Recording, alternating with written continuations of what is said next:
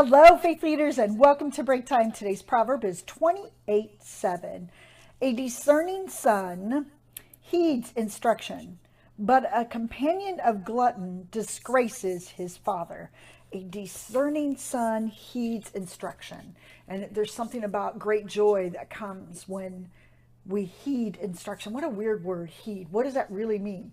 It means discerning is you're so in tune to the voice of God that you've allowed his voice to determine the steps before you.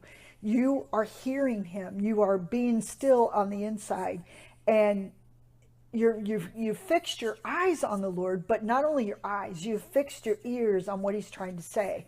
And you've developed this relationship with him that you recognize his voice. And as a result of recognizing his voice, you can walk into a room and you can discern what's going on in that room because God is revealing it to your heart and into your mind. And it's a really awesome relationship.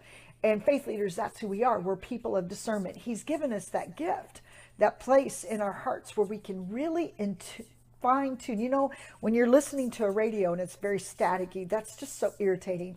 And sometimes the noise in our world can get so loud that it almost seems like there's so much static that you have to tune it in to get to you recognize the voices, that you can recognize the music. And that's the same way it is with the Lord.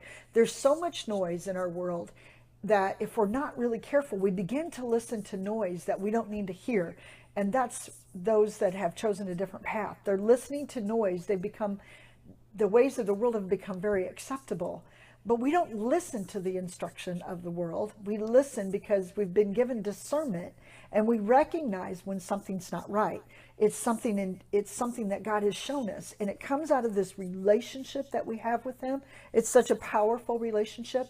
He wants to give that gift to all of us, that place of quietness, that place of solitude with him, that no matter how noisy your workplace gets, there you are with the voice of God and able to fine-tune his voice and being able to tell what's going on that's right, what's wrong, what may not line up with the direction that you're heeding, with the direction that you should be taking.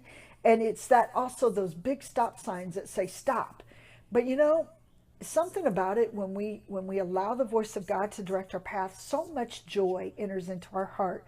There's a lot of joy and peace that comes as a result of hearing and following the voice of the Lord. I'm praying that you will be filled with his voice, that you've allowed yourself to be quiet to the place where his instructions are guiding your path. Have a blessed